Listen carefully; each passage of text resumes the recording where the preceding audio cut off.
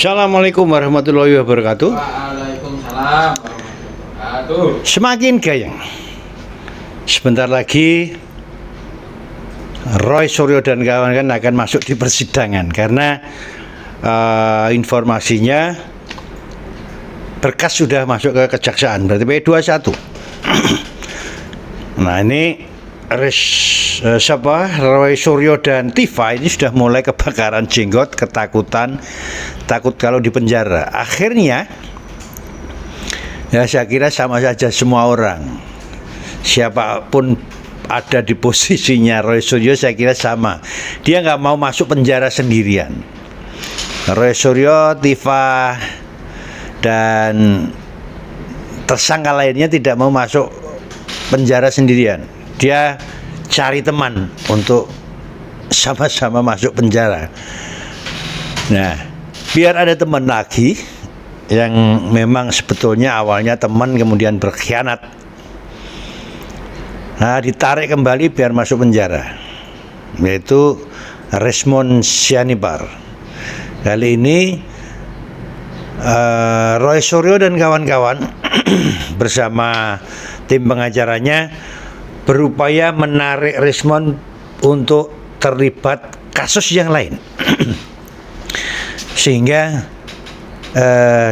diharapkan untuk menemani Roy Suryo di penjara. Ada beberapa laporan yang masuk ke Polda kaitannya dengan kejahatan yang dilakukan oleh Resmond Sianipar. Ada yang melaporkan tentang ijazah palsunya Yamaguchi. Kemudian ada yang melaporkan kaitannya dengan sumpah palsu, kesaksian palsu di pengadilan. Karena di pengadilan ya sebagai Resmond Sianipar sebagai saksi dia bersumpah dan dia memakai nama, pakai gelar S3 dan disinyalir S3-nya palsu sehingga itu dilaporkan. Kemudian juga dia dilaporkan karena melakukan penipuan dan penggelapan kaitannya dengan penjualan buku Gibran Endgame. Nah, jadi tim mereka dibagi-bagi melapor ke Polda Metro Jaya dengan berbagai macam kasus, dengan berbagai macam permasalahan. Jadi Resmond Sianipar kali ini nggak jadi tidur nyenyak karena lepas dari laporan Pak Jokowi karena dapat SP3, dia dapat restoratif justice, tapi dilaporkan dari pihak lain. Nah, kalau ibarat kata dia lepas dari mulut harimau tapi masuk mulut buaya. Ya, biar jelas paham, kita ikuti videonya dulu. Metro Jaya, dan lagi-lagi setelah beberapa kali memasukkan laporan polisi kepada Polda Metro Jaya, hari ini pecah telur laporan pertama kepada Resmond Sianipar. Terlapornya Resmond Sianipar dan yang dilaporkan adalah pasal penipuan dan penggelapan.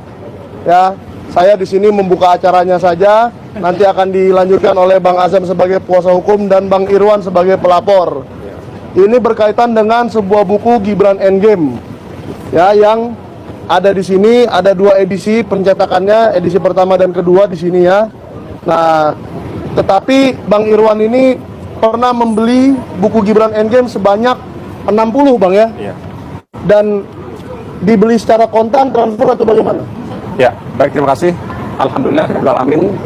Pada hari ini, hari Jumat, saya Irwan Esos telah hadir di Polda Metro Jaya untuk melaporkan saudara Resmond Sianipar, di mana saya telah membeli buku Gibran Endgame ini.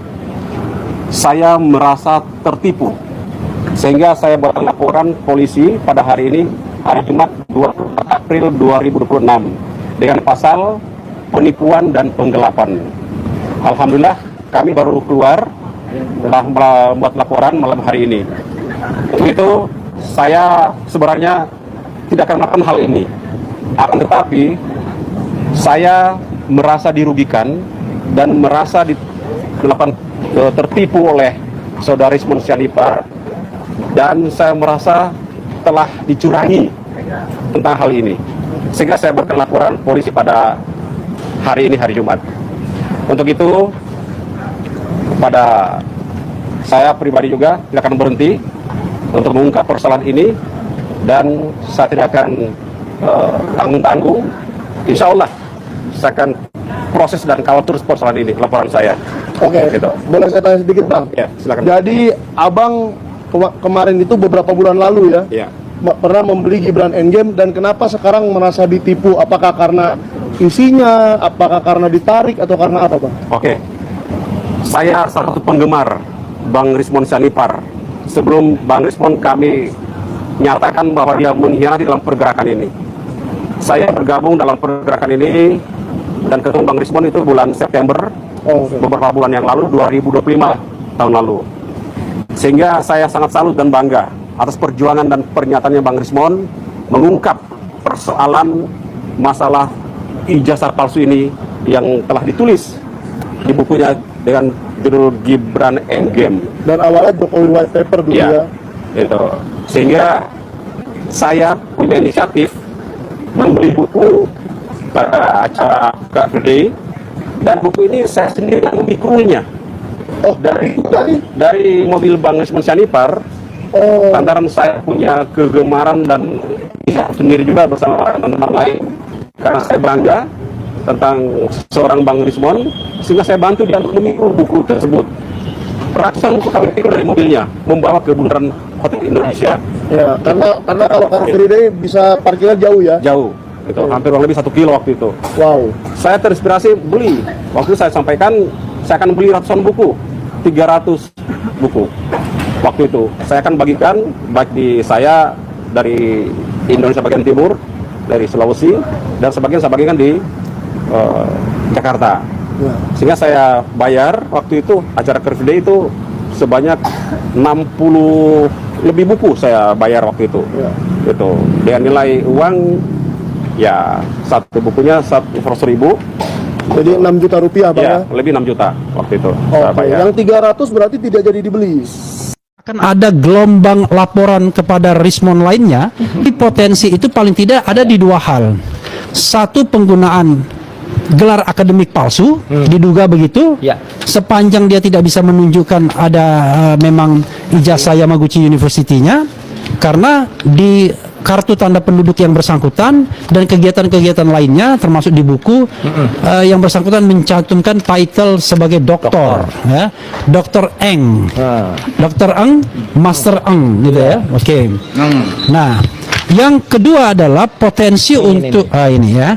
Oke, ini ada Dr. Rismon Hasiholan, ya, SST Emeng. Ya. Nah, potensi lainnya adalah memberikan keterangan palsu di bawah sumpah atau sumpah palsu. Di mana kita tahu bahwa Rismon menjadi ahli memberikan keterangan pada citizen lawsuit di PN Surakarta pada tanggal 18 Februari 2026 yang lalu. Nah, itu mengenai Rismon Sianipar. Nah, yang jelas ada dua kelompok yang sama-sama melaporkan. Yang satu karena tadi penipuan buku dan merasa ditipu karena buku sudah dibeli, ternyata mau ditarik kembali, dianggap buku itu nggak valid karena menurut Rismon Sianipar buku itu ternyata keliru, penelitiannya keliru, berawal dari dianggap ijazahnya Pak Jokowi dan Gibran itu palsu. Pak Jokowi ijazahnya palsu, Gibran nggak punya ijazah. Buku Gibran Endgame itu seperti itu. Nah, dia merasa ditipu karena sekarang Rismond, menurut penelitian Rismond yang terakhir, ternyata ijazah Pak Jokowi asli dan Gibran punya ijazah, sehingga pembelinya itu merasa ditipu. Dan juga kebetulan dia belinya banyak. Nah, itu. Dan yang selanjutnya, dia juga dianggap, Rismond ini dianggap penggelapan uang penjualan buku. Nah, masalah ini, uang ini menjadi perdebatan yang sangat sengit antara Refli Harun, kemudian Tifa, Michael Sinaga, itu saling menuduh, saling melempar. Akhirnya cakar-cakaran, ya, yang namanya masalah uang pasti menjadi ramai kalau itu merupakan usaha bersama. Kemudian yang pihak kedua melaporkan karena itu tadi. Ya, sebetulnya ini sudah lama. Rismond ini sudah pernah menjadi saksi ahli di beberapa persidangan, di beberapa permasalahan, di beberapa kasus.